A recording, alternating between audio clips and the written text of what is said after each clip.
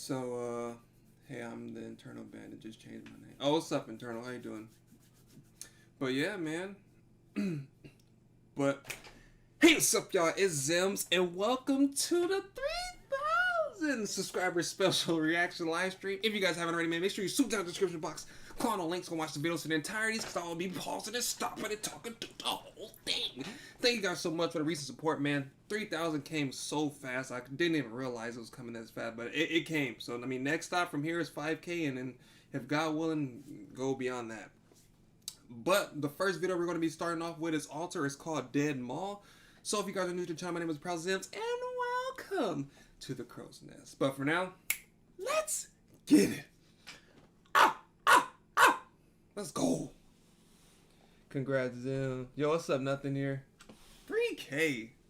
Big milestone, Jay. Thank you, Mr. Wazowaski 101. I think I said it right. Don't get mad if I butchered your name. But appreciate you guys, man. Keep doing what you guys are doing. And yeah, that membership thing is coming soon. I keep procrastinating, but it's going to get done. I know somebody asked about it too. Hey, congrats to my Super Saiyan homie. What's up, Time Travel? Congrats to my Super Saiyan homie. Is it Caw and the Crow's Nest King hit 10K for the area? Hey, it's possible. You never know. Let's get it. If it's too loud, let me know. I'll lower it. We just met at a bar down the street. Talked like most of the night. Your friend told me to walk to the train station. Remember any of this? Used to work here in high school. There's a food court on the second floor. I work there. Before it closed down. You're gonna blow up quick. We all know it. I wish. Not going in there with you. Come on, the train station's right on the other side. Okay, look. You can walk around the block if you want. Do You just that. have to walk around the corner to the other side. Walk around the block. Don't do it. Go with your first mind. Don't. Red flag. It's over for her. Come on, She's about to get get your clapped, hump. bruh. She's clapped. It's over for her. She just took that extra little 5 minutes to walk around the block, bruh.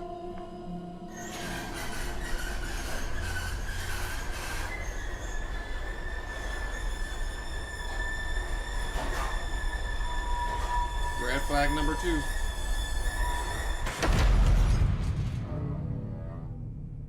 What are you doing? I'm sorry. This isn't funny. Open the gate. It has to eat. Sorry. Don't do this. Come back! Come back!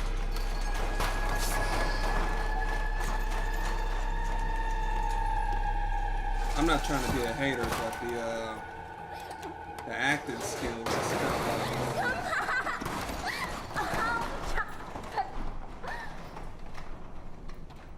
I don't know, but she's making all that damn noise. That damn creature or whatever is about to come up and eat that ass. Oh, no pun intended.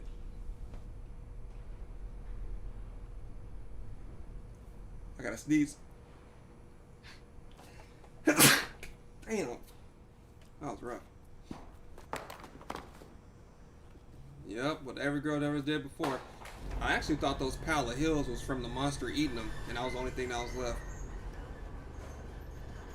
Right on the other side. Come on.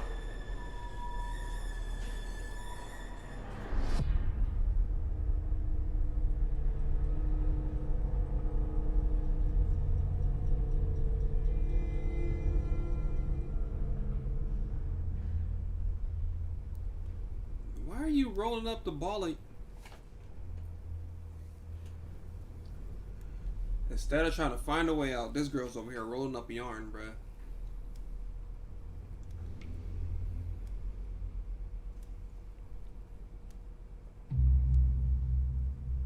Mannequins creep me out, bruh, especially at nighttime. I used to work at a clothing store. I used to work at Target, bruh. Them shits at nighttime.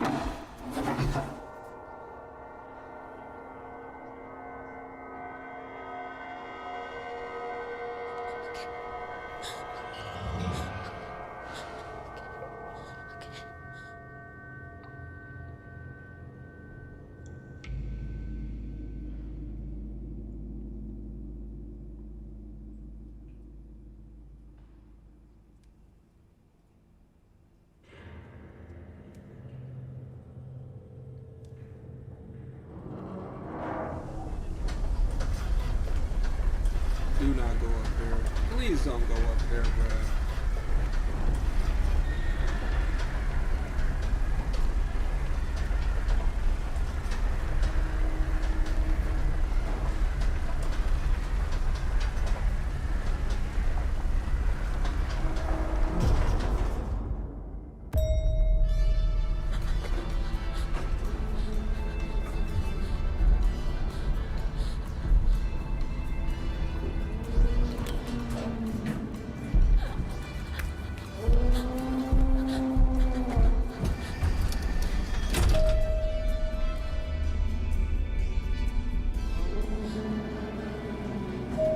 At this rate, she might as well just walk on a damn plate and cover herself in hot sauce and shit, bruh. Yeah, now she want to be scared. Like, bro, what happened to you taking a train? Why are you going up? Oh,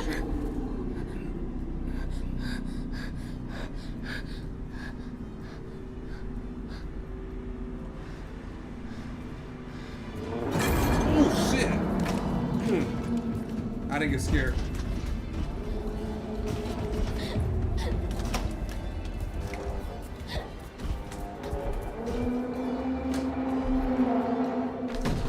That shit look like some damn Viking woman from goddamn The Witcher 3 or something.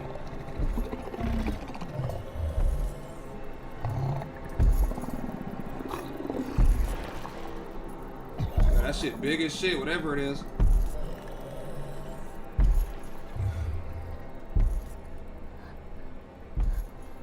No. No more. No more. No more. No more. Yo, knock her out or something. No more. Bro, punch her. No more.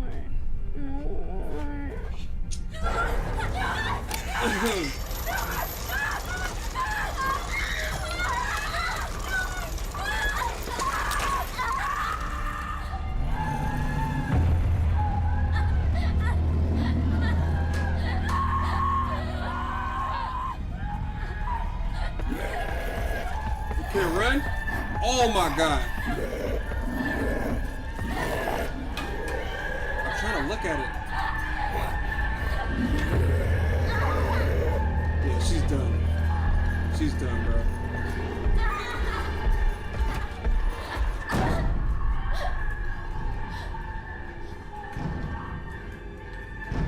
There's gotta be another way out, bro. There's no way.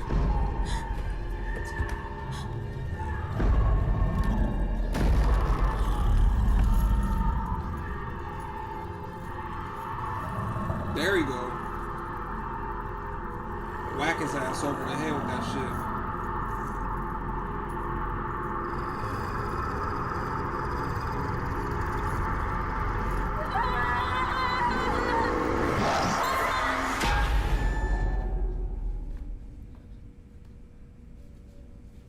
Alright, hold on. Time out, bruh. Let me tell y'all something, bruh. If any time that you guys are planning to attack somebody and you're trying to be secretive about it, please don't go around the corner talking about something, because you doing is going to give them at least 2 or 3 second warning before you even get there, and 9 times out of 10 you're going to get countered or you're going to get clapped or injured in the process. So don't do what she just did, people. Please do not do that. Remain concealed until you have absolute visual on whatever you're trying to attack, and this nigga behind him and hit him in the back of the head. Don't run out there screaming. Like, screaming is not going to give you more power. It's not going to give you more speed. It's just going to get you clapped. So don't do it. Let's go, Mosa. I don't know what's going on here, but I guess she's dead. She's pretty much dead now. Some dude pretty much like set her up and put her inside of a mall with some kind of creature and some other people. I guess it eats women only because it was a stack of hills. But I don't know. Who knows, bro? But she's just setting herself up for failure as the video progresses.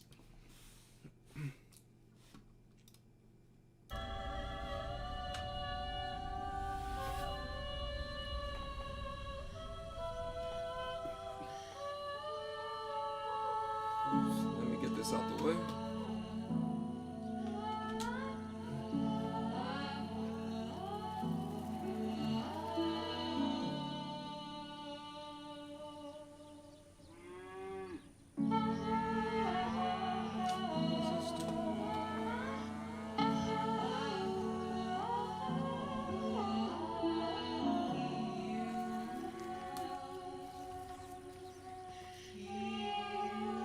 I don't know why it keeps pausing up on the screen like that, bro. This computer tripping. She's here. The monster! Oh, there's a monster! There's no monster here anymore. Shh. It's okay. It's okay. Sit down. You're safe. There used to be a monster that lived here. Every few weeks, the man brought it a girl to eat. But he brought it the wrong kind of girl. We hid from it. Just a second, y'all. And we waited for more girls to come. I hate what my computer does. Hold on, just a second. I know I'm stopping it. My bad. Hold up.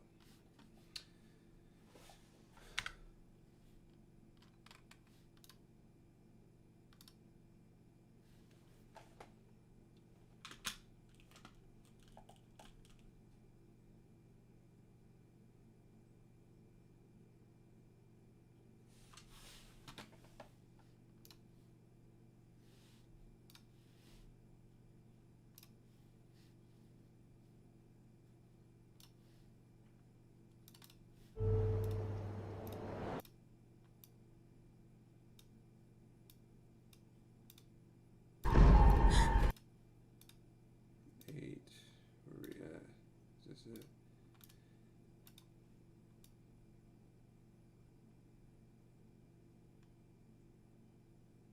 Alright, whatever. I don't know. This is gonna keep popping up like that. Let's see. Alright. It is what it is. Shh. It's okay. It's okay. Sit down. You're safe. There used to be a monster that lived here. Every few weeks, the man brought it a girl to eat. But he brought it the wrong kind of girl. We hid from it. And we waited for more girls to come.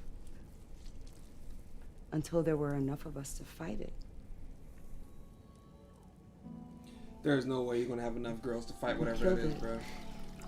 Together.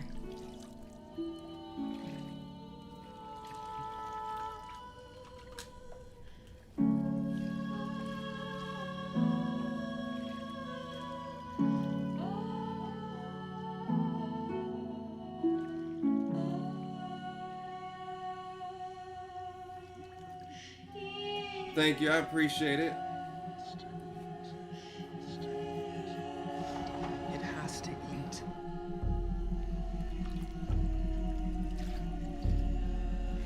Alright, they clean her to get 8. Or wait.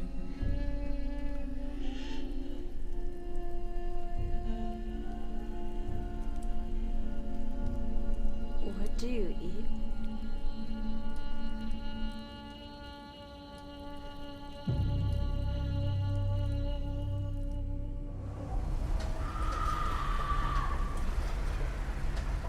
I knew it was gonna happen. I mean, I didn't think it was gonna happen like that, but I knew it was gonna happen. But yeah, man, that video was by Alter, so if you guys would like to stop by and check that out, make sure to do so. Up next, I'm probably gonna pick...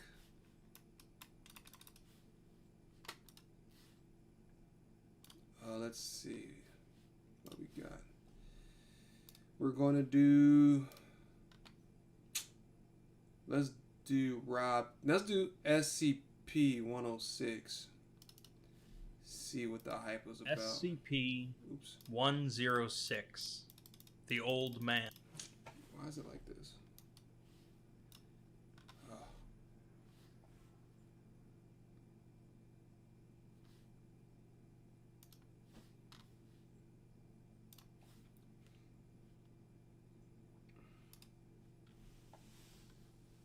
Oh. Hey, congrats on 3K. Thank you, Sam. I appreciate it. Yo, Amy, let's go. The old man. By the way, SCP nerd here. Yeah, I remember. You helped me with all the SCP stuff. But right now, the computer is kind of being weird. I don't know why it does this, and it kind of irritates me when it does this.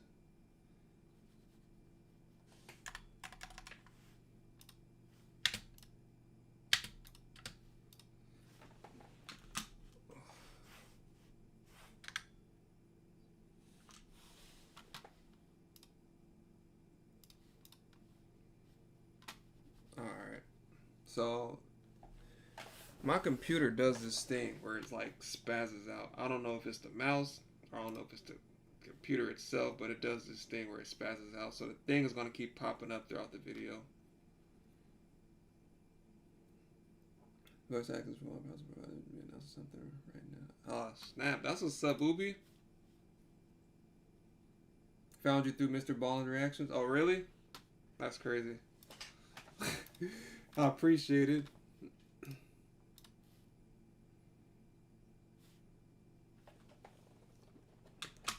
Oh, let me see something.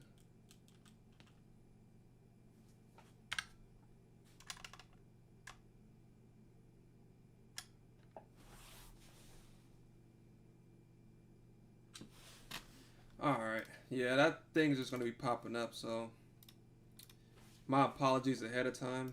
I don't know why I started doing this, but it's doing it. So, yeah. Oh, anyways. SCP-106, The Old Man. Horror is a lot of things to a lot of people. For some, it's a parking lot at night, or a dark forest, or walking into a spider web. For others, it's clowns, or heights, or public speaking. Or spiders. For many, though, horror is simply something utterly horrific. Which brings us to SCP-106. 106 is another classic SCP whose continued popularity has put it at the forefront of the SCP universe. Much like SCP-096, SCP-173, SCP-076, and others, 106 is another inhuman monster with no regard for human life that can't seem to be killed. Unlike many of those dangerous SCPs, however, 106 seems to take a certain amount of pleasure in torturing humans. Let's look at exactly how 106 is considered horrific, and a couple tales that might explain where it came from. SCP-106 is a humanoid resembling an elderly male undergoing advanced decomposition. It can scale any vertical surface and hang there indefinitely while waiting for prey.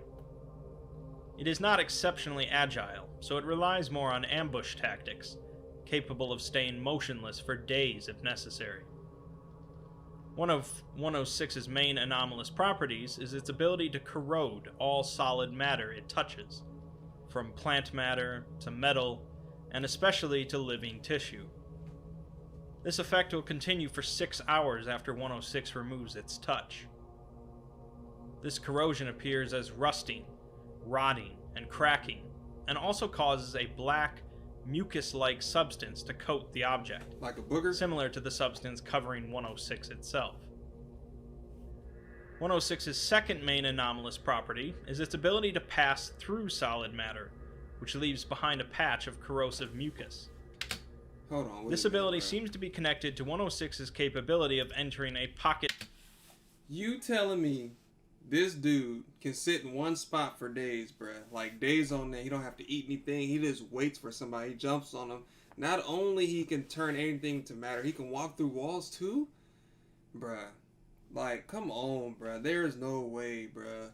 Like, what are the... Like, who's coming up with these, bro? This is... Like, that's not even fair, bruh. He can walk through walls? And he's addicted to killing humans? Like, damn. And this is the thing they want to catch. Like, see, nah, bro. Dimension. Hell no, bro. That is, a small alternative dimension created and controlled by 106. Hell no, bro. This pocket dimension seems to be comprised mostly of halls and rooms, and serves as a hunting ground for 106. Yeah, he is OP. He needs to get nerfed. 106 can enter this pocket dimension by traveling into any surface, and can return from the dimension from any surface connected to the entry point, such as entering a wall and coming out the ceiling, or entering an interior wall and coming out the exterior. Aw, hell no. 106 combines these abilities to hunt prey, generally humans from 10 to 25 years old, and incapacitates them with a touch. Usually, it will damage major organs, muscle groups, tendons, or bones, leaving the individual injured, but alive. It will then pull the person into the pocket dimension, where it will likely continue to toy with it. As you can imagine, containment of 106 is a little tricky, as it can corrode anything it touches and walk through walls. Oh, hell no. It has been found that for some reason it has an aversion to lead, leading to the use of lead-lined steel in its containment unit. Oh, This lead. containment unit is then surrounded by 40 layers of more lead-lined steel, each spaced apart from one another, 40? and the entire thing is suspended off the ground. The secondary containment area consists of 16 spherical cells filled with different liquids, and a randomized assembly of surfaces and supports. It seems that 106 becomes confused when faced with complex and/or random assemblies of structures. Additionally, the secondary containment area is fitted with light systems capable of automatically flooding the area in extremely bright light, which 106 also has an aversion to. I didn't know that, Ubi. Although Thanks, these Patrick. measures don't completely contain 106, they have worked to cut down on the overall number of containment breaches. The entire containment area is under constant 24-hour human surveillance, and any corrosion effect seen within 200 meters of 106's containment cell is cause for alarm. 106 does tend to break containment fairly often, however, occasionally lying in feigned dormancy for months at a time to lull staff into assumed security. They said this dude escapes. It's normal for him to escape, bro. Like, what do you even do? I don't even know, bro. Like, was it 096, the little long, tall, skinny one I was running like 30 miles per hour, bro? I hope somebody makes a movie on or a short film on this one right here, because this dude, he's not fair, bro. Like, it's cheating, bro. He can come out of this wall and then go in this wall and then come out the ceiling, bro. Come out the ceiling and go out this wall. It's just like, and then this dude is a straight beast, bro. They have 40 different walls between this dude. Not even that, and the other ones are mixed in with different types of whatever they said materials that kind of confuse him, and he still gets out. Like, you can't do anything. But the good news is, he said 10 to 25. I'm 26, turning 27, so I'm out of the age bracket. So I know I'm just trying to look out for y'all, you know, because he's out there and he's Keter, so he's not Euclid, so he's worse. He's pretty bad. Just letting y'all know, if y'all know that. SCP, soon to be nerd here. No. After breaching containment, 106 will cause large amounts of corrosive damage to Foundation property and abduct as many people as possible back to its pocket dimension. Oh, hell no. He a kidnapper too. Upon a breach, Foundation staff will repair the containment area as quickly as possible, and then bring in a human in the 10 to 25 age bracket, typically a D class. Once ready, staff will injure the subject, usually by cutting the Achilles tendon or breaking the thigh bone, causing them to become immobilized. They will be placed in the containment cell, and their wails and screams will soon bring 106 back. Got 3 more years. If this does not occur, more trauma might need to be inflicted on the subject, or multiple subjects might be brought in. Physical damage seems to have no effect on 106, of course, so containment is so far the Foundation's only solution. Oh, you remember that, Julian? That's SCP-106 Oh. as presented in the main document, but its popularity has caused a number of tales to pop up related to it. The most popular of these is titled The Young Man, and offers a potential origin to 106. Oh, The story takes place during World War I, centered around a corporal named Lawrence. Oh, they about to get trench foot. Lawrence was a soldier that followed orders and fought as a soldier should, but had trouble fitting in. Like Nobody me. liked Lawrence, not due to lack of trying, but due to Lawrence being wired differently than others. What do He you was mean? quiet and still, kept to me. himself in the trenches, but everyone seemed to feel naturally uneasy around him. For the most part, Lawrence was utterly average, in height, weight, appearance, talent, and so on, but he did possess some small notable quirks. Like what? He tended to stare at people slightly longer than was acceptable, and would often mumble in his sleep, 2 red flags. rambling about odd, unsettling things. 3 red flags. One soldier heard him mumble the name of his daughter, followed by a muffled giggle, causing the soldier to move to another barracks. Lawrence and 14 others were sent across no man's land to the enemy trench to secure it after it had gone silent for several days. It was theorized by many that Lawrence was sent more to just get him away from most of the soldiers than due to his combat prowess. Many seemed to hope that Lawrence would be killed in the process. That's messed up. During the following 3 days, as Lawrence and the other 14 were away, the rest of the soldiers in the trench began to discuss the odd man. None of them ever remembered him discussing his home, and he never seemed to write any letters or receive any. But he don't want to. He would often mention his dreams, but overall seemed to lack any passion. Questions about Lawrence floated up to the higher commands, as no one was able to actually find his station orders, or really any paperwork whatsoever about him. What?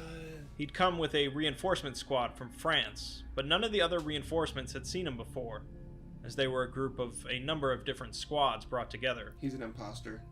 Nearly every man who shared a bunkhouse with him had gotten trench foot, and he seemed to leave behind a musty and sickly sweet smell. He needs some deodorant. Whispers began to spread of Corporal Lawrence being a curse. Regardless, Lawrence and the other soldiers crossed no man's land and made it to the German trench, only to discover it empty and silent. The trench was completely devoid of life. Even insects and rodents were absent. Damn. They did discover a sticky slime that seemed to have pooled into every divot and crack. Overall, the trench was in ruins, with 106. nothing living or dead found, until one of the soldiers discovered the remnants of a human body. The flesh had somehow been smeared across the entire floor of a barracks, rotten bones sticking out at random angles, and the skull was resting on a bunk bed with 10 fingertip bones crammed into the eye sockets. Oh. More remains were soon found, a ring of hands with the fingers interlaced, 2 men in a tunnel with leathery skin, thin as mummies, covered in an oily black scum.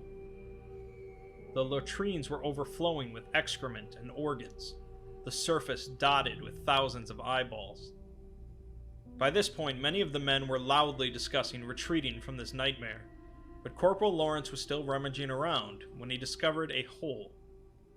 It seemed to be the entrance to a natural cavern, and a private watched as Lawrence peered in before sliding in head first.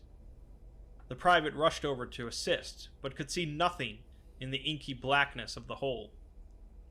He heard rustles of movement and the sound of liquid shifting, followed by a repulsive stench that sent the private retching. The rest of the soldiers came over, and soon Lawrence returned from the hole, pale and shivering, covered in a tarry black ooze.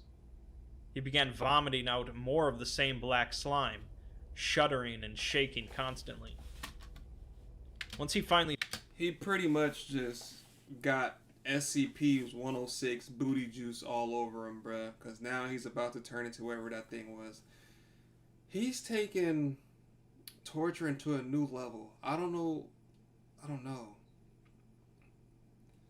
I just don't know how to feel about this one. It's just like, damn, son. Like, you can't stop this man. I still don't understand how they caught him. Because it doesn't sound like he has any weaknesses. Like, you know, like usually like we watch like Pokemon or something, or somebody like you know, there's a weakness. It don't seem like he has a weakness. Because he still gets out his enclosure. It's just like, he's just a pain in the ass that you can't get rid of. Damn, that's unfortunate, bro. Stopped, the soldiers grabbed him and quickly retreated from the trench, half dragging Lawrence with them. When they made it back to the other trench, they collapsed in a gasping, sobbing pile. The coherent ones were debriefed, and the strange sights were dismissed as battle fatigue and strange gas weapon tests. Battle fatigue? Lawrence said little of his time in the hole, saying that he fell into an underground pool, or buried latrine, struggled for a bit, and climbed out. He was told not to discuss the events, and oddly seemed in better spirits than he was before. Lawrence became more talkative, rambling about the joys of confined spaces, and of creation and destruction. A constant smile spread across his face, and the other soldiers wished for the old Corporal Lawrence to come back. One private told a friend that he had awoken one night to find Lawrence standing over him, his eyes gleaming. They found the private the next day, caught in some barbed wire, his intestines spread around him in every direction. A few days later, a wasting sickness came upon the soldiers in the trench, eating their flesh like acid and causing it to become oozing and blackened. Many died from the sickness, and Lawrence was sent to a hospital, although he was later transferred to a mental ward after assaulting a nurse, resulting in her losing 3 fingers and the vision in her right eye. Damn. Lawrence would quietly rant to other patients about endless halls, pursuits in the dark, and flesh laid out like pages in a book. His behavior became increasingly unstable and unsettling, and would occasionally vanish entirely from the ward, only to return several hours later with no explanation. This is SCP-106, bro. 100%. The strange wasting sickness that consumed his trench followed him wherever he went, and although numerous attempts were made to transfer Lawrence, no paperwork could ever be found about the man. One November night, however, Lawrence and 18 men disappeared between a 5-minute nurse rotation. The room reeked of rust, oil, mold, and sweet rot, with thick swaths of black ooze covering the floor, 106. beds, and walls. A spiral of human teeth was found under a bed, with the total number accounting for every missing person except one. The corporal was never seen again after that, nor were the other patients, and the incident was forgotten amidst the countless horrors of war. How do you forget something like that? Stories emerged, however, of strange deaths, disappearing men later found broken and twisted, and of a strange dark figure stalking the towns of Europe. It was Lawrence. So, that's one possible explanation for where 106 came from. And even though part of the appeal of the SCP universe is the inherent mystery of the anomalies, some may appreciate a backstory. He looked like somebody's uncle. Even within this backstory, though, there are still some questions to be had, as it doesn't completely answer what happened to Corporal Lawrence. You're Was looking it at some him. sort of singular alien entity that took over Lawrence and made him into 106? Or was it simply exposure to an unknown substance? And there could be potentially numerous 106s in existence. Numerous? Like everything else, feel free to ignore this, or any other tale about 106, if it doesn't suit your fancy. Another potential explanation for 106 comes from the tale Until Death. Hold on now. Time out. Time out. Yo, Amy Lee, our expert SCP-tologist, just said that in order to get him back, the Foundation, I guess, tortures people, and they will make him come back to his cell, bro, and then they get him again. Like, who volunteers for that? Is that like a monthly, like, career, like, monthly job thing? Like, hey, everybody take their raffle tickets. Who's going to be the one to get tortured to get SCP-106 back? And then they all sit around in a circle, like, 98. They're like, oh, dang it, I didn't win this time. Like, oh, hell no, bro. You got me messed up, bro. And he said numerous, which means more than one. I mean, it's possible. Theory 1 kind of seems possible because 1, Lawrence was creepy. 2, they had no records or files of him. He was in some kind of reinforcement group or whatever, but they didn't know anything about him either. Nobody knew anything about him, so it kind of leads you to know, like, was he an experiment? Was he just some weirdo person just, you know, that had a uniform? Or who knows, bro? You don't really have a backstory on him. So we're about to jump into the second story and see what's up. Right now, first story don't sound too far-fetched because it was like nuclear like type war and shit going on during that time. People was getting trench foot and bioweapons and shit was getting fired. So who knows? Yeah, I'm about to see if my uncle is weak. Yeah, make sure you check him.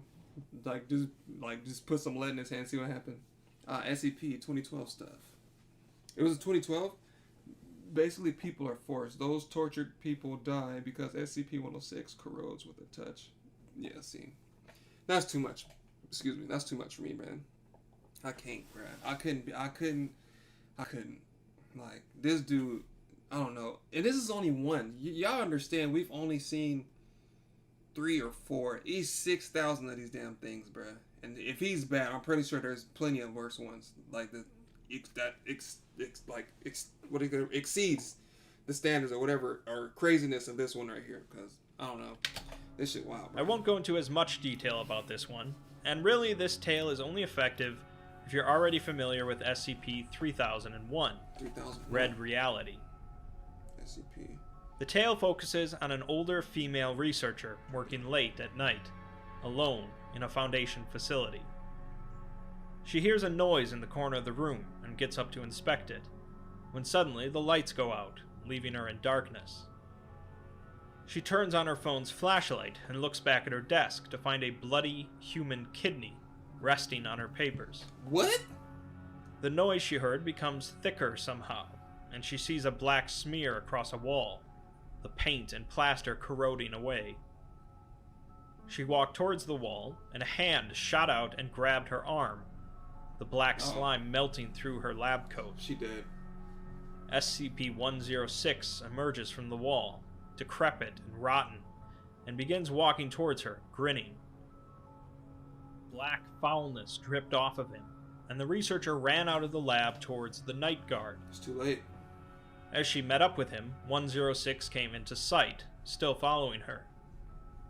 The guard fired 3 shots at 106, causing it to stop and fall to the ground, sinking through the floor. It's revealed that this is the first ever sighting of 106, and they have no idea what they've just witnessed. 106 appeared through the ceiling above the guard, dripping acid on his face, and proceeded to messily kill the man. The researcher had twisted her ankle and slowly limped away into the guard station. As she entered, however, she fell into the melting floor, her skin burning away due to the black ooze. She fully descended into the blackness, and she stopped feeling any pain. She was in a room she didn't recognize, and saw a dilapidated hallway in front of her, realizing that she was in some sort of alternate dimension. Optimistic that she could find a way out, she limped around, eventually opening a door and walking into her old apartment. Damn. Since this building had apparently been torn down 20 years ago, she was quite confused. Everything seemed to be in place as it was, but when she went to open a closet, a pile of dismembered corpses fell out on top of her. After flailing and gagging, she got out of the mess and recognized one of the faces as the night guards. 106 emerged from the back of the closet, and she began running again, now realizing that this was some sort of twisted version of the facility she worked in. She made her way back to the guard room where she had first entered this dimension, hoping that there was a similar way out, as 106 continued to chase her.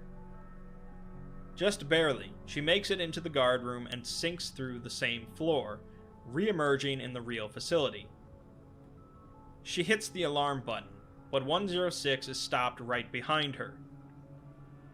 She realizes that this entity has taken the night guard's throat and put it into its own throat, causing a growling sound. The growling sound builds in intensity, becoming a word: red. This is followed by 2 more words, which are both Anna. The realization slammed into her, and 106 took 2 steps towards her, holding up its hand where the ring had been. She was frozen, unable to move or think, and 106 finally reached out to touch her cheek. The flesh began dripping from her face, and 106 leaned in to kiss her, melting and fusing her face to his. She screamed, but it was useless as her tongue had also melted, and her throat was filled with molten muscle. The 2 sunk through the floor together, locked in a final embrace. What kind of freak nasty stuff? This tale is both a backstory to SCP-106, as well as an epilogue to SCP-3001, showing that Robert Scranton did manage to make it out of the Red Reality, but no longer as a human. If I can speak personally, although I acknowledge the creativeness of the tale, I don't particularly care for it as an ending to Scranton's story. There are plenty that disagree with me, of course, and it's a popular alternative backstory for 106. True. Whatever you care to think of 106's origins, the Old Man is certainly one of the more horrific entities on the SCP Wiki, at least as far as body horror is concerned. Motherfucker ugly, bro. It's not everyone's favorite, and of course shows some of the signs of an early SCP. But we can all agree we'd rather not meet him in a dark alley. I'd rather not meet him in an alley, a birthday party, bruh, Chuck E. Cheese, Pizza Hut, bruh, I don't care. Whatever it is, hell no.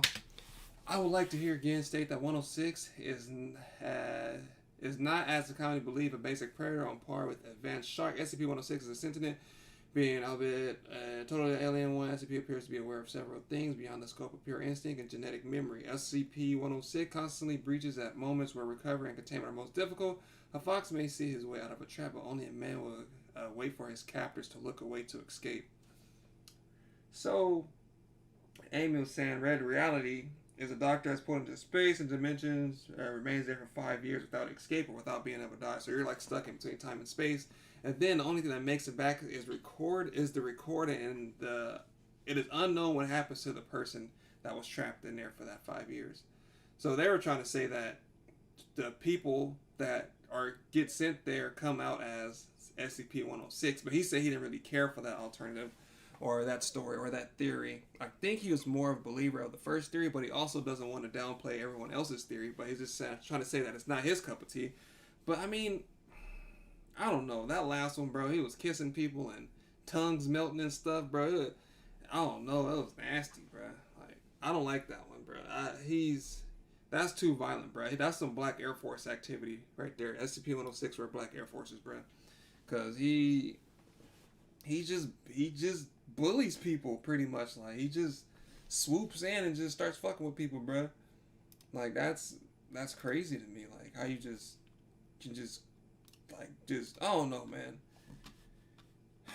He's something. If they can make a video on him or something like that, that would be great. Cause I want to see his true power, bro. Cause I think the one we seen was 096, bro. They showed 096 at its fullest, and boy, let me tell you something. 096 is a monster. 106 is a monster, bro. I don't know. Live action SCP-106 probably be something dangerous, bro. Like, I wouldn't want to be the MTF people that had to go over there and get them. I mean, I wouldn't want to be that person. Alright, we're about to be jumping into Rob Gavigan's, hold on just a second. Rob Gavigan's, Disturbing Unsolved Mystery of the Orang Meeting. We about to jump into this. I think it was some missing unsolved mystery that has to do with a ship. That's what was on the front cover. Yeah, so we're going to jump into that. I don't know really too much about that. You can sometimes see their powers there as well. There's an SCP gameplay. There's SCP games. I mean, I've been seeing those ones on YouTube that be like, this one versus that one, that kind of thing. But it's just like, can they? I mean, it's kind of pointless because if they both can't die, it's like, what's the point? Like, you're just going to be fighting all the time. It's a never-ending fight because none of you can be killed unless they know something about the other one and know how to kill the SCP. What if it's like SCP can only kill SCP because they already know what can be used to kill that one? That's interesting to think about. But then again, I don't know because I don't really know too much about it. I just got into it just like y'all. But let's jump into it. If you guys haven't already, man, make sure you hit that like button, hit the subscribe button, support your boy. 5K is on the way. We're going to get there, man, sooner or later. Thank you guys for supporting the channel. Greatly appreciate it. I can't say thank you enough. Let's get it. Something was very wrong. The ship was quiet and near motionless on the ocean waters, rocked by the choppy waves. For a freighter out on the water, it would be serene in a bizarre way. The ship wasn't the only thing that appeared to be still. Above the gunwale, not a single member of the ship's crew was seen moving. And for a ship of its size, carrying likely over 100 people, anyone would be apprehensive as to why things were so calm. Though calm the ship may have seemed, what had been transpiring aboard the ship was anything but. The crew were frozen in death, a swift rigor taking hold, not allowing their bodies enough respite to collapse. Expressions of horror were struck across their weathered faces. Even a dog stood rigid with a snarl fixed on his once friendly muzzle. But not all were dead. One still remained, a young telegraph operator who had managed to barricade himself in the wireless room, frantically typing out his SOS in hopes that someone would arrive to save him. Unfortunately for the operator, his last eerie message to his would-be saviors was, "I die." And he, like the rest of the crew of the Orang Medan, succumbed to whatever horrific fate had taken his crewmates. That's some This serious is shit. the dark and mysterious fate of the SS Orang Medan. Orang Medan. What I said? The wrong meeting? Oops, I meant Orang Medan. My bad, y'all.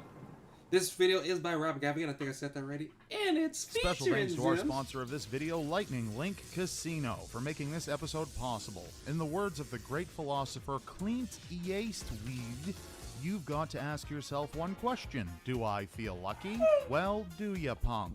Well, whether you feel lucky or not, today's your lucky day, because Lightning Link Casino is the mobile game to play. With this kick-ass mobile game, you can play awesome animated slot machines for free online. So hit up the link in the description below or scan the QR code on screen to download while I tell you more. What I probably love most about this game, aside from the heavenly noise produced by the slot machines, is all the activity, combined with the impressive, colorful animations and the variety in all the different slot machines just makes it even more awesome. And it's Lightning Link's 3rd birthday. Those little slots grow up so fast. And they're celebrating with 2 weeks of awesome events, offers, and in-game gifts, with new slots being added all the time. And when you try out my sponsors, you directly help me make more content for all of you. So don't wait. Go to the link in the description below or scan the QR code on screen right now. All new players get 10 million coins. It's rare to meet such a generous set of slots. Thanks for listening, and extra thanks to all of you who download Lightning Link Casino. Now, on to the episode. Not a plan. This is back in the 80s. Nah, it was just black It was and white. clear weather and calm seas But it's that not- day in it's day- February 1948. The Straits of Malacca near Malaysia and Singapore were a popular shipping route, and it was there that the Dutch ship SS Orang Medan was making its way to its destination. What took place on board is still a mystery to this day. Ships in the strait were startled to receive an SOS in Morse code that began, "All officers, including the captain, are dead, lying in chart room and bridge, possibly whole crew dead." The message was followed by indecipherable code before the message concluded with, "I die." This eerie communication left many baffled. No further contact was heard from the ship. Later, 2 American vessels passing through the strait responded to the distress call.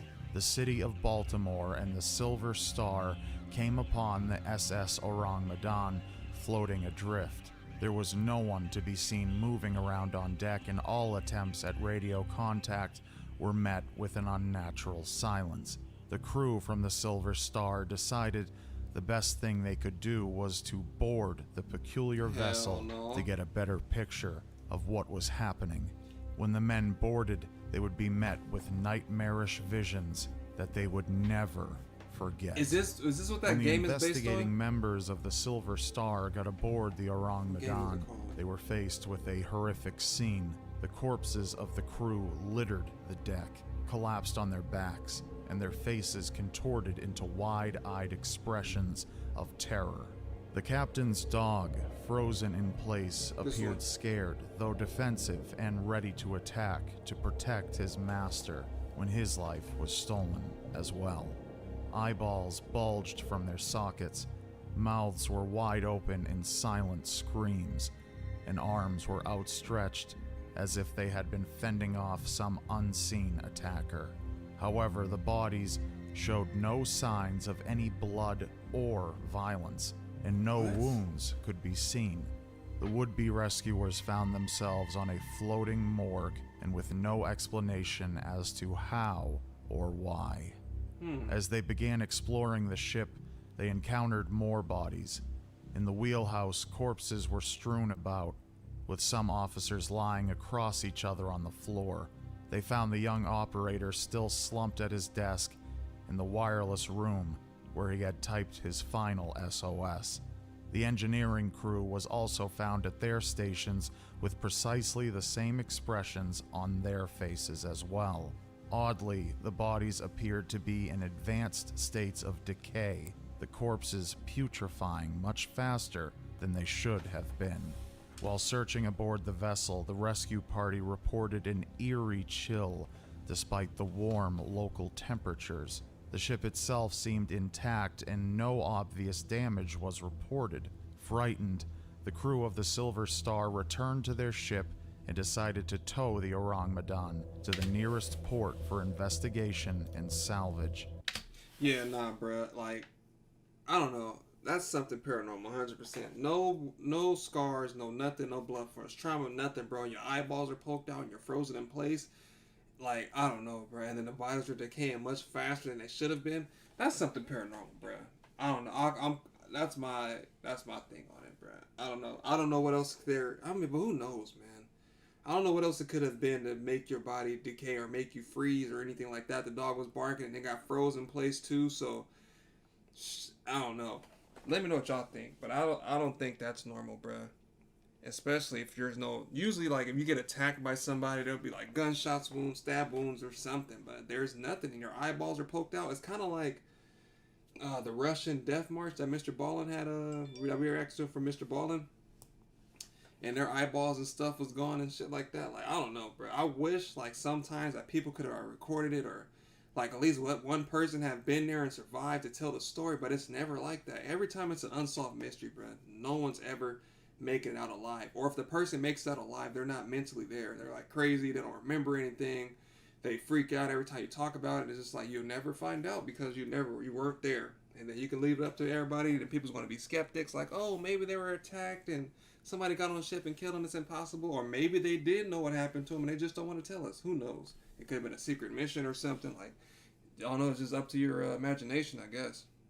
Once the ships were tethered together, smoke began to billow out from below decks.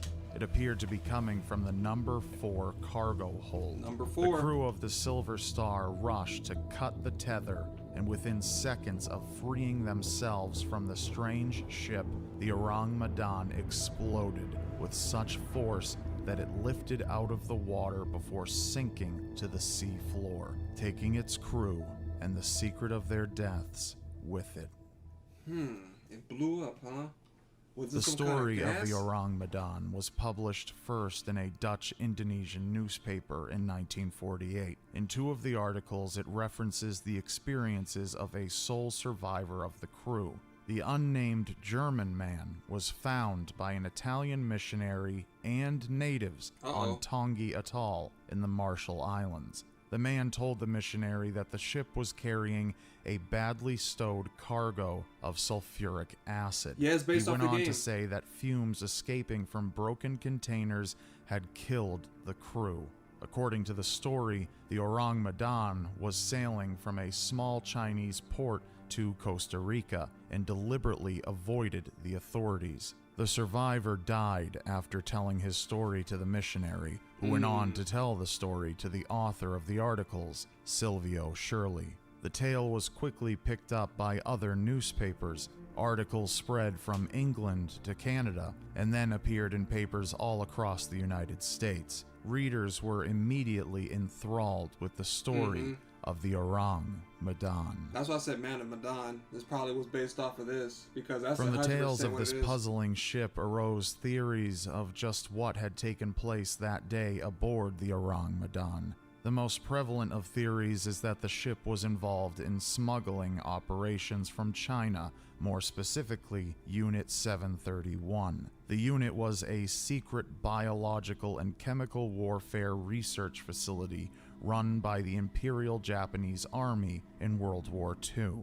They are known to have undertaken lethal human experiments and are responsible for some of the most notorious war crimes perpetrated by Japan. The researchers involved in Unit 731 were secretly given immunity by the United States in exchange for the data they gathered through human experimentation. Many people speculated that the Orang Medan was carrying chemical substances such as potassium cyanide, nitroglycerin, or even stocks of nerve agents. No U.S. ship could transport the stores as it would leave a paper trail. It was therefore loaded onto a non-registered ship for transport. It's believed that seawater could have entered the ship's hold, reacting with the cargo to release toxic gases, which then caused the crew to succumb to asphyxia and or poisoning. Later, the seawater would have reacted with the nitroglycerin, causing the reported fire and explosion. Another common theory is that of carbon monoxide poisoning. The rescue crew of the Silver Star had said that the boiler was still running when they came aboard the Orang Medan. It's possible that an undetected fire or malfunction in the boiler room could have caused a buildup of carbon monoxide, killing the crew without leaving any evidence behind. With the fire slowly spreading out of control, this could have led to the eventual explosion that sank the ship. Others theorize noxious gas bubbled up from fissures in the seabed and engulfed the boat, while some have held firmly to the belief that the crew was killed by something otherworldly, perhaps even an entity of some kind.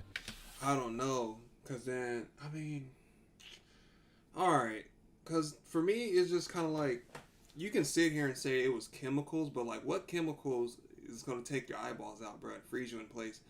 Now, I think this one, like I said, Man of Medan, whatever, I feel like that game was based off of this story, because this is like 100% spoiler alert, 100% like almost the exact same thing that's happening on the video game, despite like the thing. But the thing on the difference on the video game is actually creatures on the ship, so it kind of like ties back into it. Or the thing is like otherworldly creatures. Is that their perception of what the otherworldly creatures were?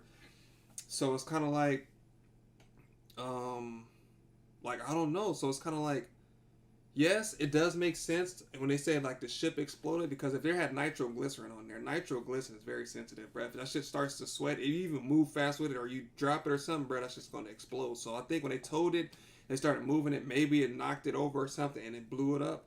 Or like they said, the boiler room was on and stuff like that. Maybe the fire got to that part of the ship and then that blew up too. So who knows? Or it could have just been a sabotage when they just, like, you know, it was like a timer. It was set to go off and it just happened to go off when they started towing it.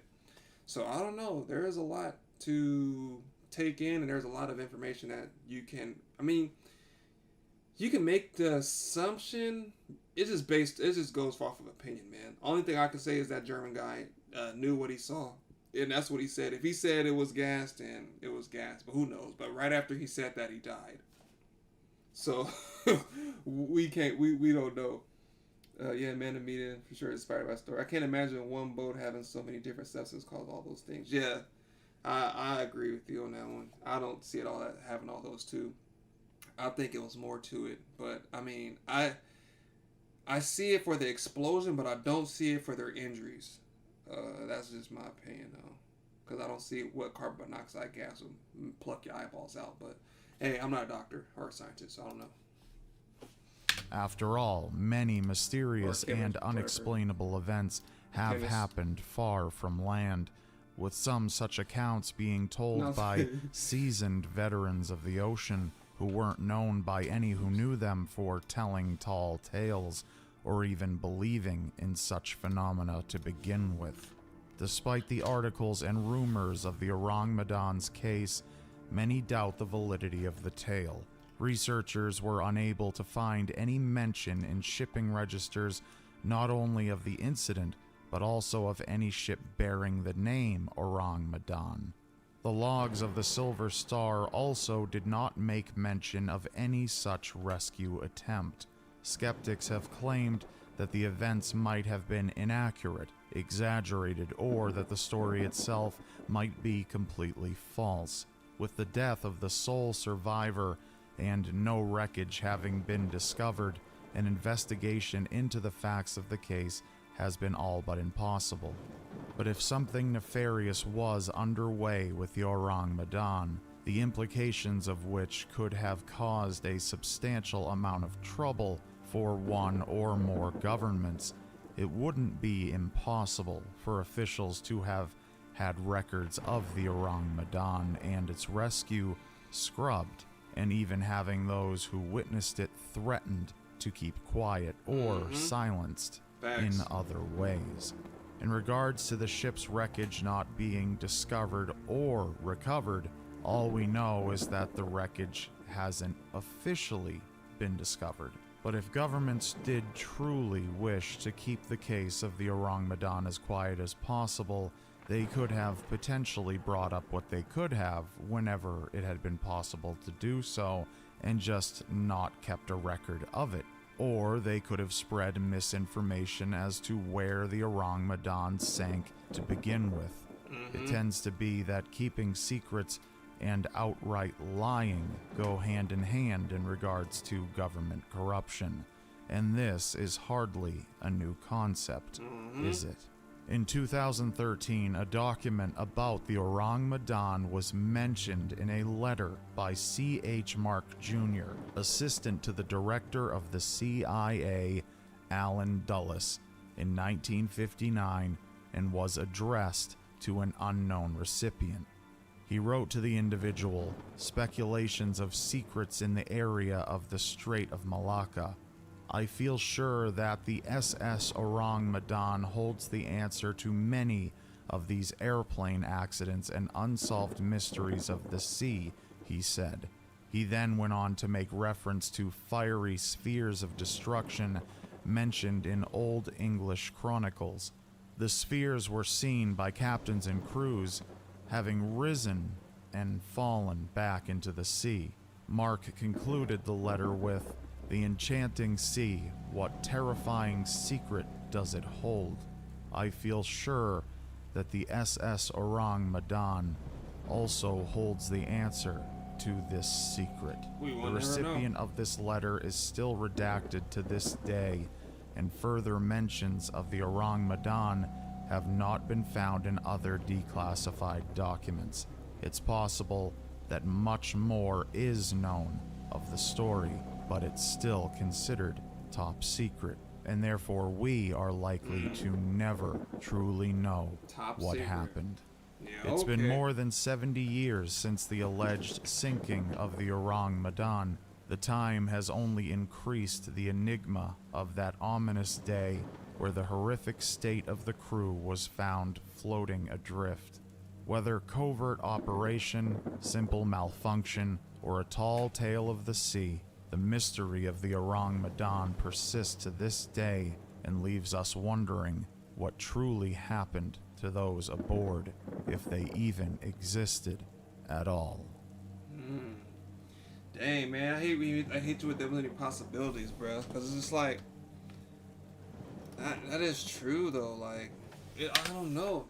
So now that you know it's top secret, just kind of like, do you just think they blew it up so they couldn't see what was on the boat? And then, like, my thing was, even if they would have gotten the boat, people would be like, oh, well, I still think this didn't happen. But now that they don't have the boat, people's like, well, there's no boat, there's no proof. So it's like, damn, son. I don't know. That's crazy. If I could have one power, I wish I could just go back in time and just be like, let me, spectate real quick, like the Ghost of Christmas Past, and see what was going down in here, and then come back and let you guys know what happened. But even then, people wouldn't believe me. But I would tell you guys what happened, and then you guys will go from there. But the last video we're going to be watching is going to be Mr. Ball, and it's called The Horrifying True Story of Katy Perry's Ex. Today's story is about a famous Hollywood actor. Let's just say he wasn't a firework. Y'all get it? No, you probably get it if you heard her song Firework, Baby, you're a fire. Okay.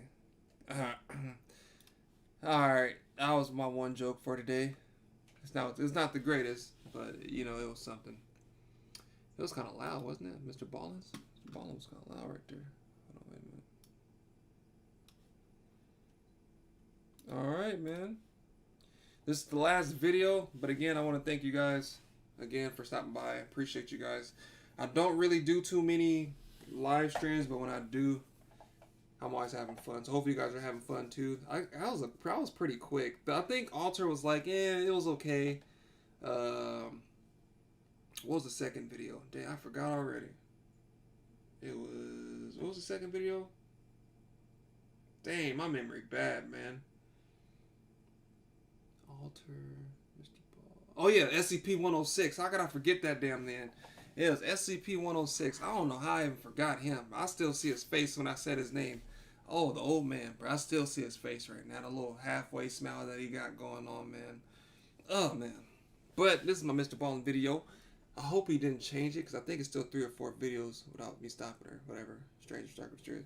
When uploading at the right time because of time zone. Yeah, I know, and the time zone's about to change again, because I'm going to be leaving here pretty soon in like a month or so. So I'll update you guys on that, and then we'll probably try to think of something, because I don't think I can take my computer with me, but we'll see. Actor who did something truly horrific. And surprisingly, not that many people know about it. But before we get into today's story, if you're a fan of the strange, dark, and mysterious delivered in a story format, then you come to the right channel, because that's all we do, and we upload 2 or 3 times every week. So if that's of interest to you, please offer to make the like button their favorite food, a burrito, but separate the meat, cheese, rice, and sour cream into 4 distinct sections before rolling it up. Also, please subscribe to our channel and turn on all notifications so you don't miss any of our weekly uploads. All right, let's get into today's story. Yeah, I haven't did the Mr. Ballin dance in so long. Have to go. Good stream. Thanks, Amy Lee. I appreciate you. Have a good night. Before we get started, I want to give a special shout out to Billy Jensen, who is a fantastic true crime investigative journalist who wrote the article for the LA magazine called The Secret Life of Johnny Lewis. That article was used extensively in the making of today's video. So thank you, Billy. Downward Spiral featuring Reprisal Sims. Johnny Lewis was only 7 years old when he landed his first acting role. Granted, it was only a bit part in an obscure escalator safety video, but it was a start. From there, Johnny appeared in dozens of commercials, including with Pizza Hut, before someone recognized this kid has real talent, and he earned appearances on the hit TV shows Seventh Heaven, Malcolm in the Middle, and Drake and Josh, which were really big in the late 90s and early 2000s. In 2001, when Johnny was 18 years old, he had made enough money from acting that he was able to leave his parents' home in North Los Angeles and move into a new home right in Hollywood with a bunch of other up-and-coming actors and actresses. By 2006, when Johnny was 23 years old, he was riding high. He had landed several more big TV roles, like a recurring role in the show The OC, which was very popular in the 2000s, and in 2006, he was dating the mega pop star Katy Perry. And although their romance was relatively short, apparently it was very intense because Katy would go on to write 2 songs that were apparently about Johnny. But Johnny's real rise to stardom occurred 2 years later in 2008 when he was cast as the character Half-Sack on the critically acclaimed motorcycle drama Sons of Anarchy. While the show made him famous and fabulously wealthy, Johnny was growing concerned with the direction the show was taking. He felt like it was becoming too violent. Johnny liked reading poetry and studying philosophy and staying up late drinking tea and playing chess. He did not like acting out scenes of gratuitous violence. I'm sorry. I just want to say I only seen like 3 episodes of Son of Anarchy, but I know what he looks like. Wasn't who he was. So after being on the show for 2 seasons very successfully, he was a very popular character. He went to the writers and said, "You got to write me out of the script. I can't do this anymore." The writers were totally caught off guard and begged him to stay, but he had made up his mind, and so in 2009, his character was killed off. After leaving Sons of Anarchy, Johnny decided that he wasn't going to pursue any serious acting roles for the time being. Instead, he wanted to focus his time on writing his first novel, which was about this musical genius trying to make his way in the world. And so he started asking around to see if anybody he knew of a quiet place he could live and write out of. And his photographer said, "I think I know the place." It was called the Writer's Villa, and it was this beautiful house with 6 bedrooms for rent right outside of Hollywood. Over the years, it had become a sort of safe haven for up-and-coming actors and actresses still looking to land their big break. The reason it developed this reputation was because of the owner, Kathy Davis. She was this wonderful woman who really understood how difficult trying to break into Hollywood was for all these people that stayed at her house. And so she would look after them and make them food and offer them rides brides, and she would stay up late and listen to their frustrations and be a shoulder to cry on if they didn't get the part they wanted. Many of her tenants, who went on to be big Hollywood stars, would later attribute their success, at least in part, to the time they spent with Kathy at the villa, which they remembered as being therapeutic and soothing. Even though Johnny had already had his big break in The Sons of Anarchy, he loved the idea of living in such a peaceful place that seemed to cater to eccentric artists like himself. So in April of 2009, Johnny called Kathy and requested a room, and she said, absolutely, you can stay on the second floor in the red suite. After moving in, Johnny would tell his friends that the writer's villa was just as amazing as he thought it was going to be. And Kathy specifically was just as wonderful as everyone said she was. He actually struck up a friendship with her almost immediately. Everything seemed to be going really well for Johnny in his life until a few months later, he found out his girlfriend, Diane, was pregnant. Although this totally screwed up his plans for his novel, Johnny was really excited about being a father, and so he decided to move out of the villa and in with Diane, who lived nearby, to help take care of their child. 9 months later, on April 6th, 2010, Diane gave birth to a healthy little girl named Culla May, and Johnny and Diane fell madly in love with her. But unfortunately, Johnny and Diane's love for each other faded quickly after becoming parents, and before long, Johnny had moved out and back in with his parents. Not long after that, Johnny and Diane became embroiled in this really vicious, long custody battle over Culla May, which ultimately Johnny lost. Bro, that's normal, though. Usually the dads always lose for some reason. I don't know. I think that's just the way the system is set up. Unless the mom is just complete trash, usually the mom is always going to get the kid. But that's just, oh man, that sucks, man. That's like the worst thing ever. Especially when you have a kid and you got to split up, and now the kid don't have contact with the dad, or the kid don't have contact with the mom, and the kid grows up all messed up and stuff. Not all the time, but usually most of the time that happens. So it's like, damn, man, you want to have kids, make sure it's with the person that you want. But sometimes, even when you do have kids with that person, it's not guaranteed that it's going to work out. And then some people stay together unhappy because they want to make the family work, even though they're not happy and it's not where their heart is. It's complicated, bro. Life and love and all that stuff is complicated. But just make sure that person is the one before you start popping out little Roys or Mimosas or Lovelies or Amy's or whatever y'all have around here, running around little Mr. Ballins and stuff, running around here. It was devastating for him. A few months later, in October of 2011, when Johnny was still living with his parents, he decided to take his motorcycle out and just go ride around and clear his head. And so he drove for about 2 hours to the west of LA out into the desert, where he lost control of his bike and he crashed. After getting to the hospital, his injuries were determined to be relatively minor, except they were concerned he might have a head injury. However, after testing negative for a concussion, he was said to be okay by doctors and he was sent home.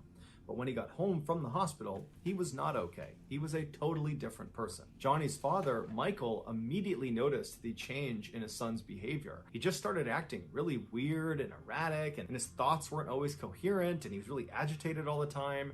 It was just very obvious that something was off. And it made Michael wonder, perhaps my son did get a head injury from that motorcycle accident, and the doctors just missed it. And so Michael scheduled 2 separate MRIs for Johnny to go to, but for whatever reason, Johnny refused to go. Around this time, Johnny's friends began to notice his strange behavior when in December of that year, he was at an acting class and he began speaking in a vaguely British accent. And everybody in the class noticed it, and eventually someone said, hey, why are you doing that? And Johnny was like, what? And just kind of shrugged it off and acted like he wasn't doing that. A few weeks later, on the morning of January 3rd, 2012, Johnny was at his parents' house and he was sitting in the kitchen while his mom was making omelets, and Johnny just kind of abruptly says, I'm gonna go out for a walk. So he gets up, he's only got his pajamas on, no shoes on, he walks out the door, and as he's walking down the road, he gets maybe 10 or 15 feet away from his parents' house when he hears someone screaming, like they're screaming in distress, and he thinks it's coming from the apartment that was right next to his parents' house. And so he breaks into the apartment, but there's no one in the apartment. It's totally vacant. And so as he's in this apartment, wondering what's going on, the 2 men that owned the apartment, they came home and they see Johnny standing there, and they told him he had to leave immediately. And instead of leaving immediately, Johnny grabbed a nearby glass bottle and he charged at them and hit them both over the head with the bottle before they managed to restrain him and hold him down until the police showed up. Johnny claimed he was acting in self-defense, but the police didn't believe him, and so they charged him with trespassing, burglary, and assault with a deadly weapon, and they sent him to jail. When Johnny's father was finally able to come to the jail and bail his son out, it had been 8 days, and in those 8 days, Johnny had been moved from general population to a psych ward because he was banging his head against the inside of his cell, and at one point he had tried to jump off of a balcony, and he was just generally acting unhinged. And so when he was discharged, on his paperwork, a doctor at the jail had commented that he thought Johnny at one point must have had some sort of head injury that had made him act this way, and he was definitely suicidal. When Johnny got back to his parents' house, he was an absolute wreck. Physically, I mean, he had 2 black eyes and his face was all puffed up from the confrontation he had with those 2 men in the apartment. And emotionally, he was so distraught that he wouldn't let anyone in his family come near him. Yeah, nah, bro. Like, I don't know, bro. I don't know what he talking about. Bro. Like, after that, I think they should have just made him or forced him to get an MRI scan, because you're not just about to go from acting, you know, Drake and Josh and all this and Sons of Anarchy to walking outside in pajamas and then hearing somebody and breaking into somebody's house and then picking up a weapon and charging at them with it, like as if they just broke into your house. Like, if people starting to notice it, bro, if your parents notice it, your friends notice it, the prison people notice it, bro, go get an MRI scan. Now, you definitely 100% got a head injury, bro. Like, I don't know if the head injury is keeping him from going there, or he just feels like people are bothering him. He just don't want to be bothered, but like, I don't know. Like, you just got to get checked, man. I remember when I should have got my head checked, to be real with you. I remember I went snowboarding when I was in Germany, and somebody told me not to wear headgear. Nobody was wearing headgear, bruh. The German people were. Now that I think about it, I think only the Americans were not wearing helmets. But anyways, we went down a slope, bro. I hit my head so damn hard, and I hit my G-Shock. I hit the ground so hard, my G-Shock broke. And I don't think I've ever seen that before, but I hit my head hard. I was dizzy for a minute. I think I had a concussion, but after eating some McDonald's nuggets, I was good to go. But I think I did have a concussion, though, like a minor concussion, but I didn't go to the hospital. So I have no room to talk, but who knows? Why did they send him back home? He's not sure. Yeah, he's not okay at all. Like, they put him in a psych ward, but for some reason they do that. But it's not too insane. I watch detective shows all the time, bro. Like, they let these people that be stalking people back out, and they go back and stalk them again. They be trying to call the police, and they arrest them, and then they let them back out again. I'm just like, damn, bro. And then the person ends up killing them, and then they're just like, oh, wow, I can't believe he did that. After like 10, 15 reports of that person already saying that there was something wrong with them, and nobody listens. Or when the parents be saying that their kids have psychic problems, or not psychic, mental problems, and then nobody wants to help them, and they can't get help, and then they kill somebody, and then they're like, well, the mom's been asking for help for so long. Why does a person have to ask for so much help before somebody do something? Why does somebody got to get hurt before they actually step in and be like, you know what, this person needs help? I think that kind of shit should be free.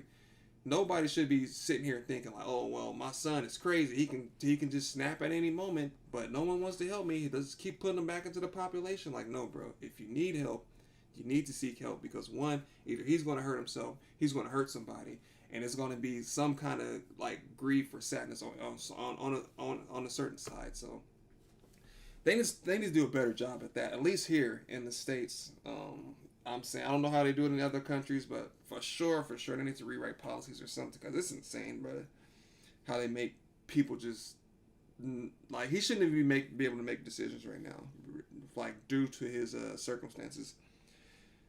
McNuggets cures all. That's correct. If my kid come out with some physical problems, he's been put down. He's getting put down. He just holed up in his room and just told everyone to stay away. He also became extremely sensitive to light, to the point where he was turning off all the lights in his parents' home, and then when they would eventually just turn them back on again, he would get agitated and turn them all off, and then finally he just disabled his parents' fuse box. But despite Johnny's obvious issues after coming home from jail, over the next few weeks, he did actually seem to be improving, to the point where at the end of January, so about a month after he came home from jail, his parents allowed him to move out and go live on his own in Santa Monica, California, about 30 minutes away. Okay. But as soon as he was living on his own, his troubles started again. On February 10th, so about a week after moving into this place in Santa Monica, He was arrested for punching some random stranger in the head outside of a yogurt shop, but he was ultimately released on $20,000 bail. A couple of days later, Johnny, fully clothed, just walked into the ocean, and when he was pulled out, he had to be brought to the hospital to be treated for hypothermia. A couple of days after getting out of the hospital, he was arrested again, this time for trying to break into a woman's apartment in Santa Monica. God, why you keep he letting claimed him he out? thought it was his friend's apartment, but nobody believed him, so he was brought to jail and then released on bail again. After this second arrest in Santa Monica, Johnny's parents finally convinced him to go see a doctor about this potential head injury they thought he got from that 2011 motorcycle crash. Even though that jailhouse doc had suggested Johnny had a head injury, he had not officially diagnosed him. So Johnny needed another doctor to officially diagnose his head injury so they could begin to treat it. But the doctor Johnny wound up seeing did not suspect a head injury. Instead, he suspected schizophrenia or bipolar, which are two very serious mental disorders. And so he prescribed some medication to Johnny that would treat both of those disorders, and Johnny was on his way. Johnny refused to take the medication and refused to go see another doctor, and so his condition just continued to get worse. Johnny was still facing serious jail time for the break-in and assault against those two men in the apartment next to his parents' home, and so Johnny's lawyer was trying to get a deal done where Johnny would go to a mental health treatment facility for a year instead of going to jail for a year. But Johnny was so confident these charges would just get dropped and he'd be allowed to go back to his life and live the way he wanted to, that he fired his lawyer and he represented himself in court. But the charges were not dropped and he was sentenced to 1 year in prison. However, the jail he was sent to was so overcrowded, they reduced his sentence all the way down to only 6 weeks. When Johnny's father finally came to pick him up from prison on Friday, September 21st, 2012, Johnny was at an all-time low. Even though he had only been in jail for 6 weeks instead of the year he was supposed to be there, it was clear that amount of time had done an enormous amount of damage to him. And so on the car ride home from prison, Johnny just kind of sheepishly asked his father, hey Dad, would it be possible if you called Kathy Davis at the Writers Villa and just see if there's any way I can move back in? And Michael's thinking to himself, I hadn't thought of that, but the Writers Villa was the last place Johnny was when his life was still in order. It was probably the last place he was happy, and so he probably has attached a lot of fond memories to that place, and so that's a great place for him to go. And so as soon as they got home, Michael called Kathy Davis and explained the situation and said, is there any way he can stay there? And she said, absolutely, the Red Suite is still available. I'll go up and make the bed right now. I can't wait to see him. Johnny stayed with his parents that weekend, and then on Monday, September 24th, he packed up his stuff and he moved back into the villa. 2 days later, a 70-year-old man named Dan Blackburn, who was actually neighbors to the Writers Villa property, he was looking out his front window at this man who was standing out in the road. He only had on jeans and red shoes. He had no shirt on and he was very sweaty, and he was just kind of frantically pacing around the road, and he had never seen this guy before, and so he's just kind of poking out behind his curtain watching him to see what he's going to do next. What's up, Sonny? And after about 15 minutes of this kind of strange pacing in the road, this guy turns and walks directly towards Dan's property, goes right up to the front step and starts knocking on the door. Dan was definitely a little bit concerned, but he shut the curtain, he walked over to the door, and he looks out the people, and there's this guy standing there with bright blue eyes that are all wide, and he's looking at the people as if he can see through and see Dan, but he can't. And so Dan reaches down and he opens the door just a little bit and he looks out, and the guy outside looks at him and goes, "Hi, I'm John. I'm your new neighbor." It would turn out John was Johnny Lewis. And so Dan opened the door a little bit farther and he looks at him and he goes, "Hi, John, nice to meet you." And before the two men could have any sort of conversation, Johnny just abruptly turned around and walked away. And so Dan is totally puzzled by this strange interaction he's just had with Johnny Lewis. And he's watching him as he just walks back to the road, he walks back over and goes inside the villa and disappears. And so Dan kind of shrugs it off, he shuts his door, locks it, and goes back to his morning routine. See, nah, man. Happy 300K. I wish, but thank you. I appreciate it. Thank you so much. But, like, come on, man. Didn't I just tell you guys that, like, they get them, they release them. They get them, they release them. How the hell do you go from 1 year to 6 weeks? They cut his sentence in half. That's not even half. Like, what? And then, like, you're going to send this dude to the villas with no supervision in hopes of and oh my God, the doctor too, bruh. You got the prison doctor saying head injury. The parents are saying head injury. We're saying head injury. Everybody's saying head injury, bruh. And this doctor says, I don't think it's a head injury. I think it's schizophrenia or bipolar. how about, now hear me out, how about you do the MRI scan first, right? Check to see if he does have it, and then you can do all the excess thinking after that. You get what I'm saying? Check for head injuries first, and then go in, because you just don't just develop bipolar over like after a motorcycle crash, bro.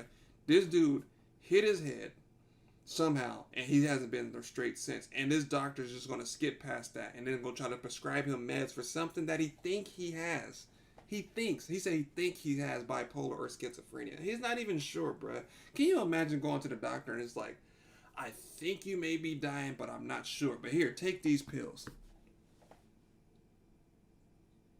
Like, come on, bruh. Like, there's no way, man. There is no way. Finally caught alive. What's up, Samantha? How you doing? But yeah, I don't know, man. This video is just like, he's could have been saved already if they can just force this dude to go get a MRI scan. These doctors are not doing what the other doctors are trying to do it, but I don't know, man. I don't even know what happened to him. Is he still alive? I don't know. Don't tell me.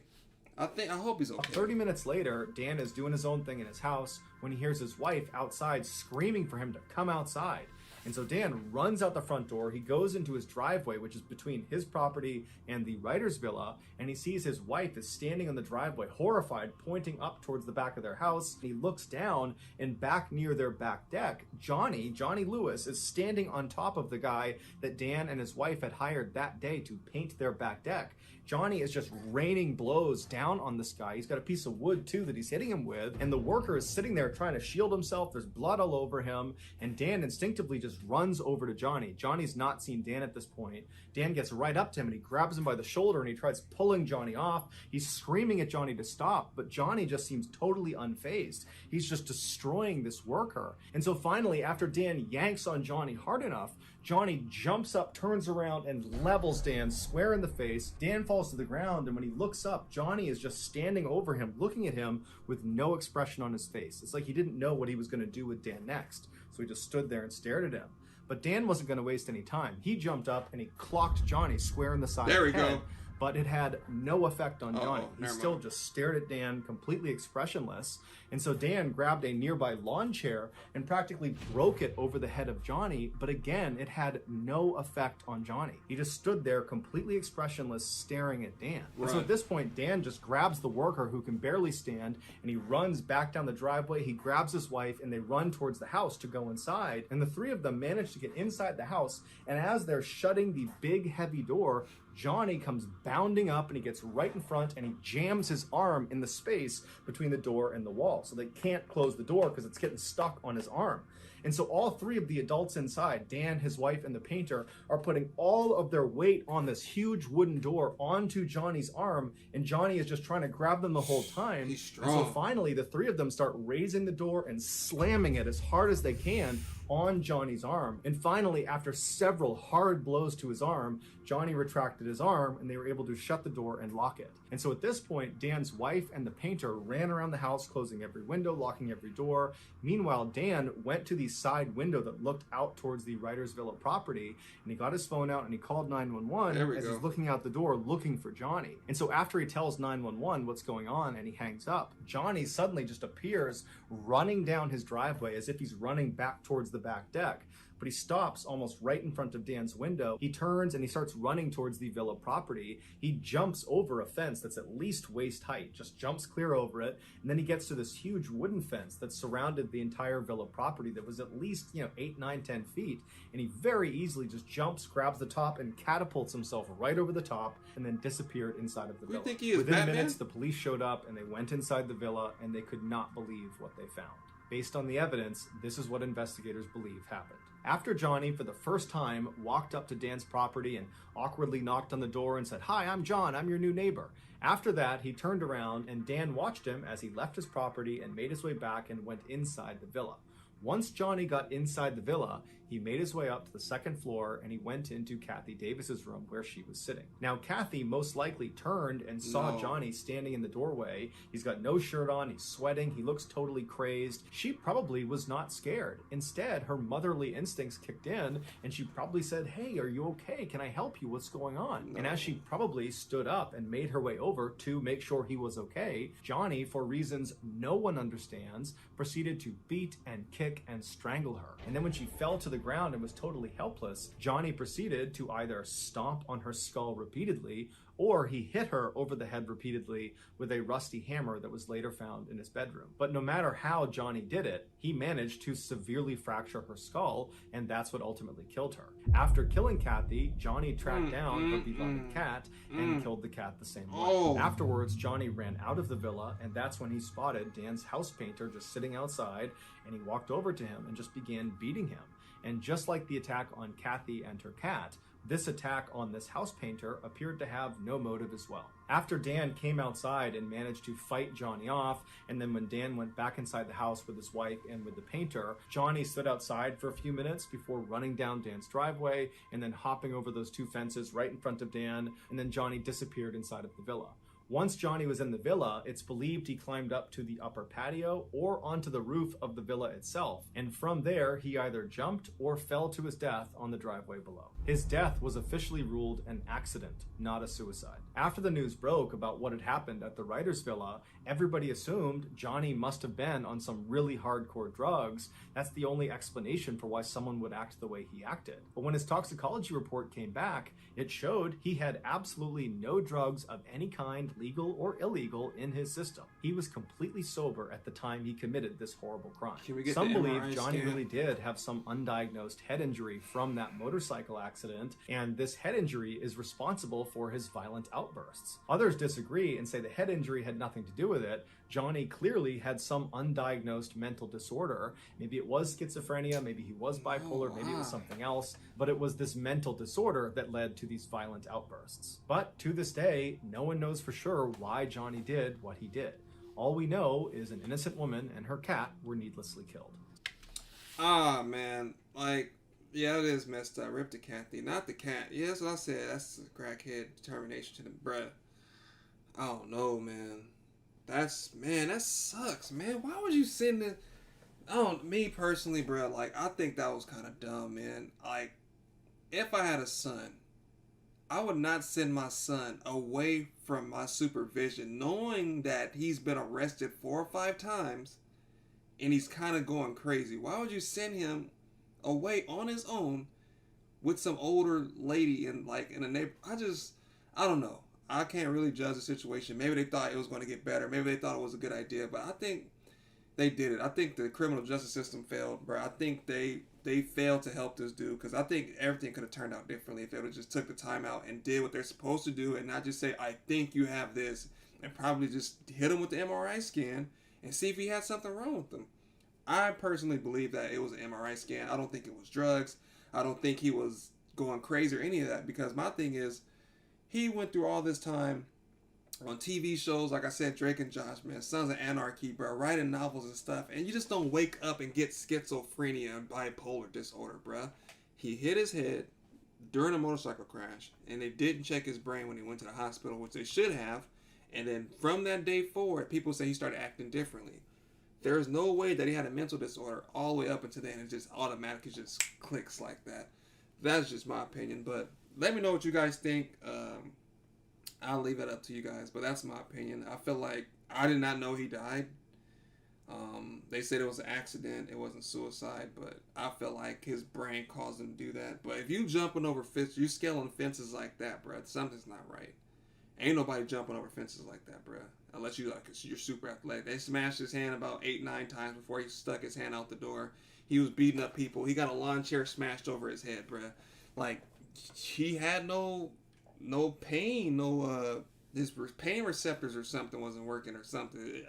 I think it's a head injury, bro. I think that's what it was, because you're not just about to keep getting your hand slammed. You're not yelling. You're not screaming. You got something smashed over your head. You get punched. No reaction. Your facial expression don't change. Like, usually when you're beating somebody up, bro, you got like an angry face or something. You know, his face was just blank. That's not normal. Like, I don't know, bro. And then he was supposed to be sentenced to a year. They gave him 6 weeks. He went to jail for assaulting this lady. Let him back out again. He got assaulted this one. Let him out again. The dude's inside of jail, smacking his head against the wall, coming home with 2 black eyes, a swollen face. You still let him go outside. Like what else do you need him to do? Now, after I said that, I caught it before I even seen the video. They always wait to the last minute to do something, and it was already too late. Ended up killing the lady, the cat, injuring the painter, and possibly almost killing 3 more people if they was able to shut that door on him. So, oh my lord, man, that just sucks. I hate watching videos like this and just seeing innocent people die, and it sucks for him too, because he obviously was a great actor. He had a great career ahead of him, and just unfortunately it started crashing down, and there's nothing that you can do. It's crazy, man. Dumb people have guns. Like, I don't know. This could have been easily avoidable. Yeah, that's true. Yeah, his head was for sure fucked up. He should have been at least locked up. Yeah, they should have. I don't know, man. After he was in the jail smacking his head against the wall, I think they should have gave like a forced mandatory head scan, because you just don't do that. Like, I think we just have to acknowledge that actors and celebrities, or just anybody in general that has status, bruh, gets it easier in the criminal justice system because they're a popular figure. Like, mind you, if it was me or anybody else in the chat that did this, bruh, we would still be in jail right now. There is no 6 weeks. There is no, oh, we want to let you out for assault. Okay, we want to let you out assault again. Like, no, we're not getting that many chances, bro. But yeah, unfortunately, you know, rest in peace to Johnny, and rest in peace to Kathy as well, because that's unfortunate, man. That lady did nothing but help this dude. He was like, oh yeah, she can come over. Let me go over and come over. I'll make the bed and stuff. You know, don't worry about it. Killed that lady. Jesus. So that's going to do it, guys. If you found the secret in today's episode, let us know in the comments section what it is and where you found it, so give us the timestamp. And if you're the first to do that, we'll pin you at the top of the comments section. If you got something out of today's episode and you haven't done this already, please offer to make the like button their favorite food, a burrito, but separate the meat, cheese, rice, and sour cream into 4 distinct sections before rolling it up. I don't like sour cream. Also, please subscribe to our channel and turn on all notifications so you don't miss any of our weekly 2 or 3 video uploads. We are now selling merchandise like this flannel, like this hat, and there's a whole bunch of stuff. If you're interested in Mr. Ballin merch, go to shopmrballin.com. Also, follow our shop's Instagram page. The username is shopmrballin for upcoming deals and promotions. Go get y'all merch. If you want to get in touch with me, you can direct message me on Instagram or on Twitter. He will respond. My username for both platforms is the same. It's johnballin416. I also have a ton of content over on TikTok, where my username is Mr. Ballin. We also have a second YouTube channel called Mr. Ballin Shorts, where we post random short videos and lost episodes. If you have a story suggestion, please submit it to our subreddit, just called Mr. Ballin. It's linked in the description below. So whether I see you on Instagram, Twitter, TikTok, Reddit, YouTube, or some combination, just know that I really appreciate your support. And until next time, that's going to do it. See ya. Oh, man. What a night. Well, guys, that was 4 videos. If you guys enjoyed, I hope you did, because I did. Right now it's about to be 1 in the morning for me, so that's probably going to cut it. But if you guys enjoyed, man, hit that like button, hit the subscribe button. If you guys haven't already, be sure you swing down the description box, click on the link, go watch the videos in entirety, because I was pausing and stopping and talking through the whole thing. This video was by Mr. Ballin, the other one was by Rob Gavigan, the other one before that one was by Alter, and the one after that was by the Exploring series. So if you guys are into any of those, make sure you go stop by and go check those out. Thank you guys again for the 3,000 subscribers. I can't say thank you enough. As we continue to grow, I'll try to pump out as much content as I can. Eventually, if I'm able to do this for a living, expect, like, no kidding, unless like I'm busy, expect a video like every day, at least 1 or 2 videos a day. But yeah, but that's gonna do it, y'all. If you have any questions for me, I'll stick around for a little bit, and then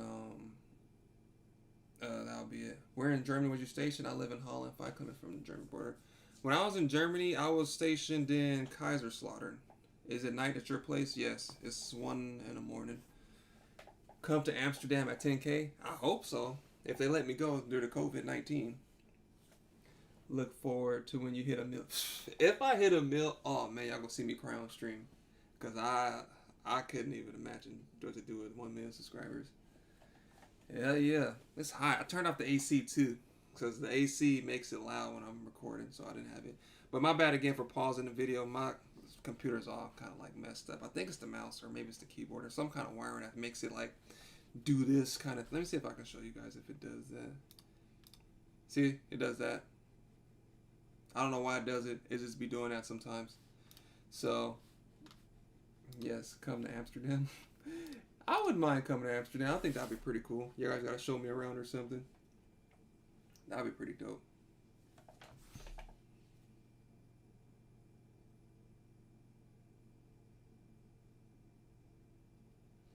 When he hits a mirror, he'll forget. Oh, not even. I'm still gonna, even if I did get like 1 million people and I'm getting like 2,000, 3,000 comments, wherever it is, I'm still gonna try to reply to as many people as I can. I mean, I like talking to my subscribers, my supporters, family, whoever you guys want to consider yourselves. You're welcome to. But I don't know. I try my best to respond when I can.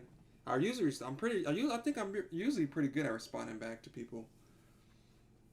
But I'll make sure he doesn't. But yeah. Well, yeah. That's crazy. But again, thank you guys for watching, and I'll see you guys next time. If you want to get in contact with me, I'm still going to be up for a little while because I still got to get bed ready. So if you have any questions, man, hit me up on Twitter. Hit me up on YouTube, any video, whatever it is. I usually return your comments more than likely. Also, follow me, my page on Facebook. It's called Reprisal Zims as well. So either one of those. I have an Instagram, but I don't use it as much, but you can add me on there as well, and I'll respond back. Any social media that you may have, just type in Reprisal Zims. If it's there, then it's probably me. If it's not there, then I probably don't have it. See ya. Oh, I said see ya, but yeah, you know, he said